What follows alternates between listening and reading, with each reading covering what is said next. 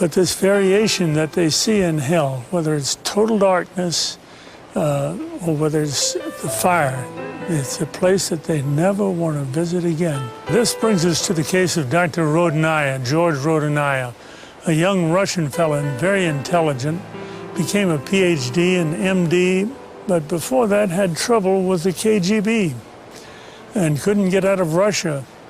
In fact, when he tried to get out of Russia, he was purposely run down by the KGB, overriding the sidewalk and running over him. And this is how his accident started and his story started. As a psychiatrist, as a neuropathologist, for me, God never existed. I never believed in God. I never believed in Bible. I never thought about God or Bible or divinity. In 1976, I was 20 when I was already a doctor working in Georgia. I met a lady from Texas, and I tried to leave the country many times, but I didn't have such a help. This lady tried to help me, and I became in big trouble with KGB. Because my work, I worked on adenosine triphosphate, it's a neurotransmitter in our brain, and with the conjunction of oxytocin, I discovered several things, and I was a scientist, and KGB didn't want me to go, so that's why they decided to kill me. That's how I got into another dimension of my life. I was standing on the sidewalk, ready to depart to New York, waiting for a cab, when a car ran on the sidewalk and hit me. I flew 10 meters and I fell and then the car runs over me. My friends and relatives took me to hospital, and the hospital staff, friends of mine, and 2 other professors constated or declared me dead. They put me in morgue, in a freezer, and 3 days later they took me out on Monday. It was Friday night, and on Monday morning they began my autopsy.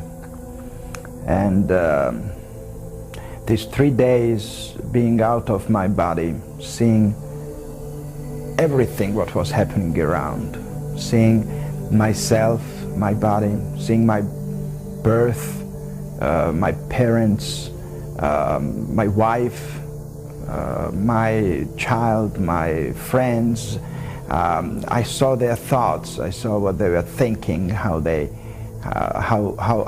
thought moved from one to another dimension. It was an incredible experience. I was in darkness, in total darkness, and this darkness was pressing. This darkness existed not beyond, but existed within. What I want to say is that darkness was pressing, and I was in the middle of this sphere, and I didn't understand why and how this darkness existed. Where was I? And I understood I didn't have a body because I didn't feel it. But then I thought about light. I went through that little hall into light.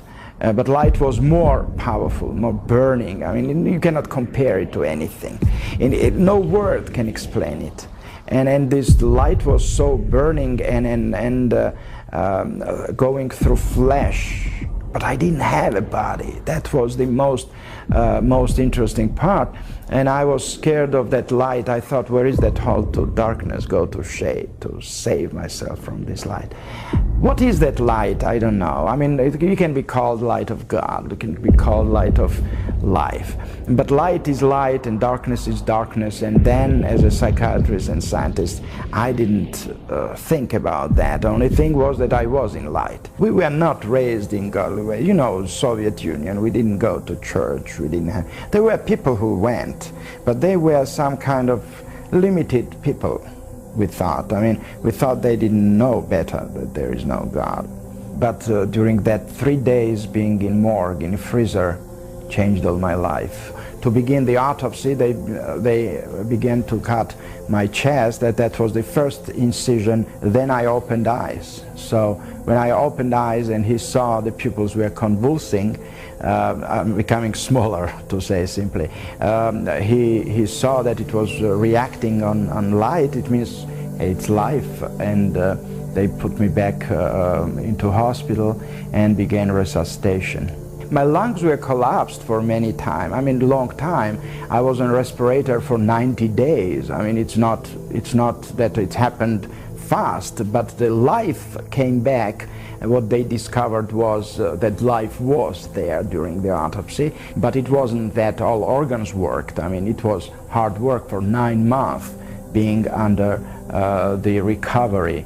It didn't happen immediately. I mean, the life was there, but it doesn't mean that I could survive if not doctors who helped me to regenerate my health and organs. When I came to life back, a lot of different experiences happened, and I experienced a lot of rejection, a lot of fight with the reality of others, but nothing could change my mind. I knew my destination, I knew my way, and I decided to leave the country.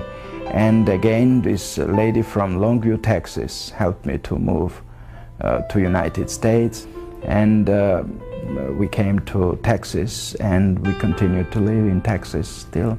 Sometimes things are beyond our grasp, but I don't try to explain it all, because I know and I believe that God knows better, and I believe that I don't need to be explained. And why it was shown to me, and why it's me chosen to be, it wasn't questioned, and I don't care about that, honestly. I care that it was. I deeply believe in God of love, and God is love. And I believe that God created everything for betterness and for incredible future if we don't ruin it. And I experienced what is love, what is faith, what is hope, and all these three as a wisdom of God. The prayer of faith, the prayer of salvation is not some just little prayer. It's the only way to the Father, and that's the only way.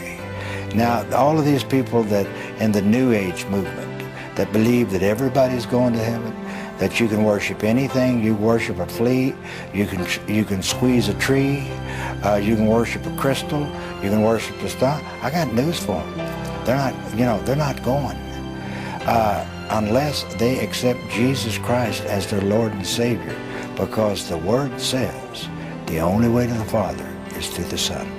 Don't go to hell. Please, I beg you, don't go to hell. It was not prepared for you. If you're saved, you're safe today, if you accepted Jesus. Do not put off for tomorrow anything, because you might die this very moment, this very night. It's the best thing that ever happened to me in my life. You can feel Jesus' presence with you like today, in this place, in this time. It's not God's will that people perish. I didn't know this. I didn't know the love of God. All I knew was hatred and violence and abuse. But there's one that cares, and his name is Jesus. And who is the Son? He is the Word made flesh and came and dwelt amongst men. The Word is the way to the Father. Make a choice. Not tomorrow, not tonight. Make a choice right now.